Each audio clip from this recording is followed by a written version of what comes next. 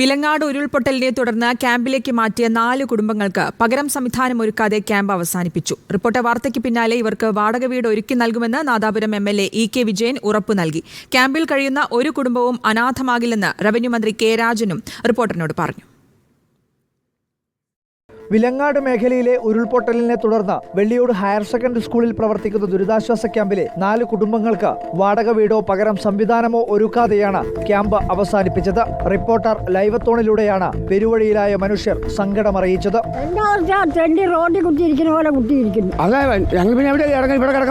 നമ്മൾ എങ്ങോട്ടാ പോകേണ്ടതില്ല, അവർ തന്നെ പറയട്ടെ. നമ്മളെല്ലാവരും കൂടി പഞ്ചായത്തിലേക്ക് പോവാം. വാർത്തയിൽ പരിഹാരം തേടി ദുരിതാശ്വാസ ക്യാമ്പിൽ കഴിയുന്നവരോടൊപ്പം റിപ്പോർട്ടർ സംഘവും പഞ്ചായത്ത് ഓഫീസിൽ.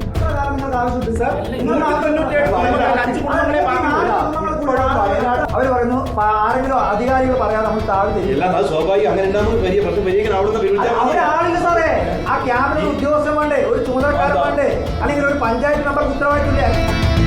വാർത്തയിൽ നാദാപുരം MLA EK വിജയന്റെ ഇടപെടൽ. വാടക വീട് ഒരുക്കി നൽകുമെന്ന MLAയുടെ ഉറപ്പ്. നാളെ വളരെ വിപുലമായ ഒരു സർവകക്ഷി യോഗം വിളിച്ചിട്ടുണ്ട്.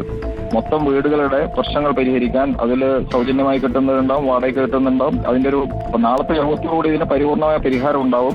റവന്യൂ മന്ത്രി കെ രാജനും തത്സമയം വാർത്തയിൽ ഇടപെടൽ നടത്തി.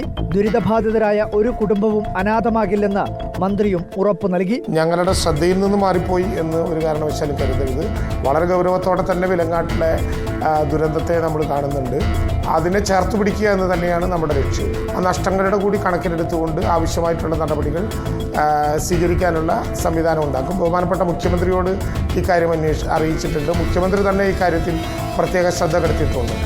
റവന്യൂ വകുപ്പിനെ പഴിചാരി ഗുരുതര അലംഭാവം ന്യായീകരിക്കാൻ ശ്രമിച്ച പഞ്ചായത്ത് അധികൃതർക്ക് വീഴ്ച ബോധ്യപ്പെട്ടു. പരാതി പരിഹരിക്കുമെന്ന് പഞ്ചായത്ത് സെക്രട്ടറിയുടെ പ്രതികരണം. ജീവിത സമ്പാദ്യമെല്ലാം ഉരുളെടുത്തു പോയവരാണ്. ആരൊരുക്കിയാലും ആരൊരുക്കി നൽകേണ്ടതായാലും ഒരു തണലിടം അവർക്കുണ്ടാവുക എന്നുള്ളതാണ് അതിപ്രധാനമായത്. കോഴിക്കോട് വിലങ്ങാട് നിന്നും വീഡിയോ ജേർണലിസ്റ്റ് ഷനിൽ കണ്ണനോടൊപ്പം reporter Arjun Kalyad in reporter.